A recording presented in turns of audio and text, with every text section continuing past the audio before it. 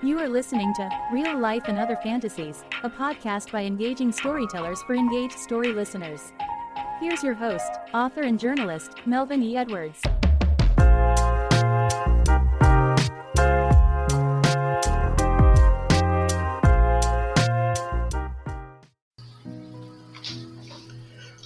When I started kindergarten, I don't remember if I noticed how alike people were or how different they were.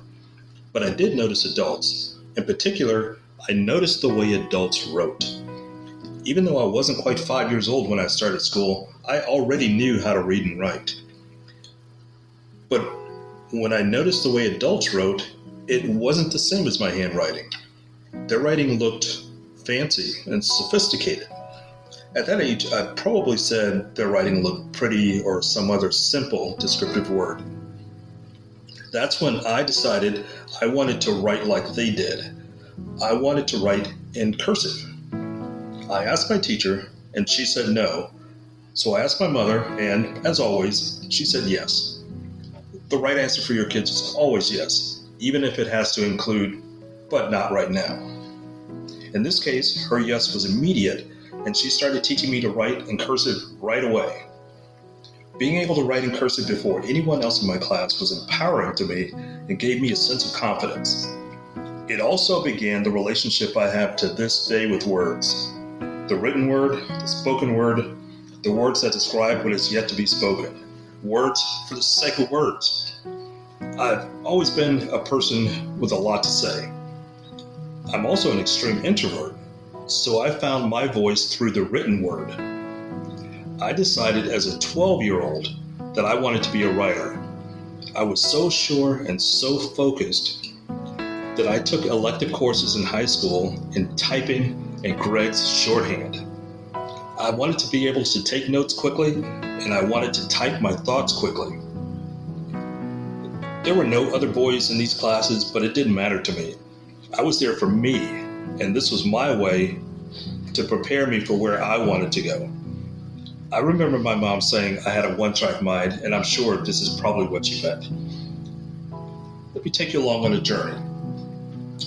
Now, over 50 years later, I'm still a writer. That's my profession. It's also my hobby. I use my writing to tell stories that connect people and build bridges.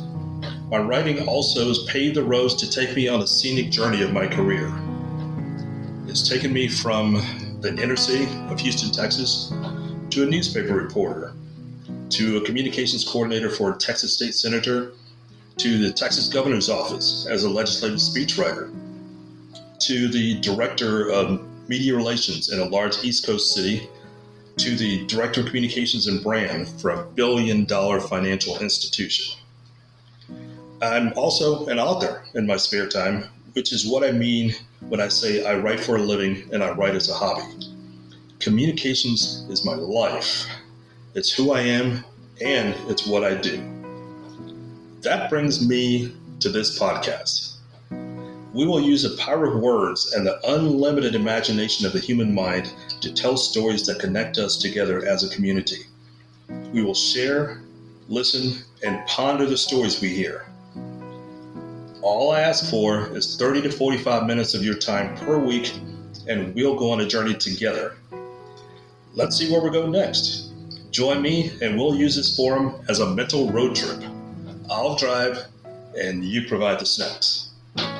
Follow me to subscribe to the channel.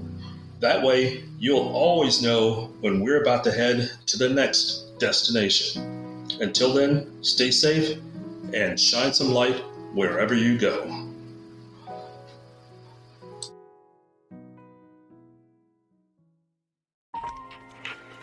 That was another edition of Real Life and Other Fantasies with your host, Melvin E. Edwards. Join us again next time for more stories about more things than you can imagine. Some of those true stories may even be about real life. See you next time.